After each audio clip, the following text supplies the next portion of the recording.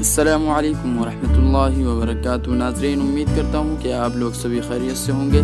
आप लोग देख रहे हैं, इन तस्वीरों को देख रहे हैं, कितने बड़े बड़े उलमा यहाँ मौजूद हैं। और ये दारुल उलूम के मुहतमिम साहब जो हैं पौधा लगा रहे हैं दारुश शिफा के सामने।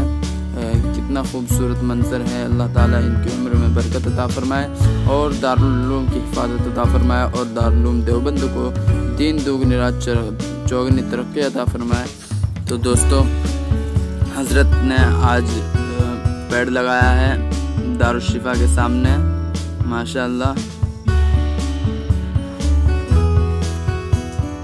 उम्मीद करता हूँ कि ये वीडियो आपको अच्छी लगी होगी। अगर आपको अच्छी लगी तो शेयर कीजिएगा और लाइक कीजिएगा और कमेंट में अपनी राय ज़रूर दीजिएगा। शुक्रिया।